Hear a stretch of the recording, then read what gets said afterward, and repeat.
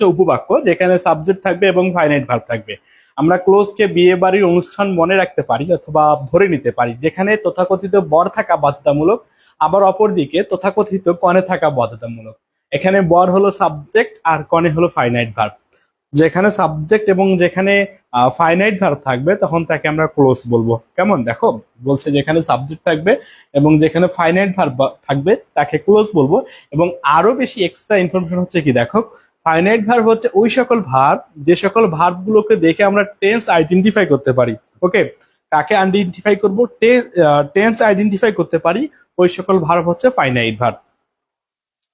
তাহলে এবং এর পাশাপাশি কি থাকবে দেখেন, যে ক্লোজের মধ্যে আবার নন ফাইনাইট ভার্বও থাকতে পারে। মানে সহজ কথা যদি বলতে যাই, যত প্রেম তত জ্বালা, মানে যতগুলো ফাইনাইট ভার্ব থাকবে ঠিক ততগুলো ক্লোজ। একটি সেন্টেন্সের মধ্যে যতগুলো ফাইনাইট ভার্ব থাকবে ঠিক ততগুলো ক্লোজ। কিন্তু মাথায় রাখতে হবে, নন ফাইনাইট ভার্ব দেখে কখনো ক্লোজ আইডেন্টিফাই করা যায় না। আমাদের ক্লোজ আইডেন্টিফাই করতে হলে মাস্ট বি, মনে রাখতে হবে যে ফাইনাইট ভার্ব থাকাটা দরকার।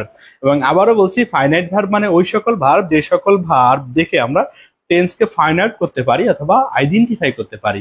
মানে এক কথায় যতগুলো ফাইনাইট ভার্ব থাকবে একটা সেন্টেন্সের মধ্যে ঠিক ততগুলো ক্লোজ।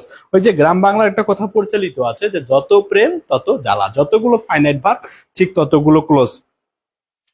তাহলে আমরা চলে যাই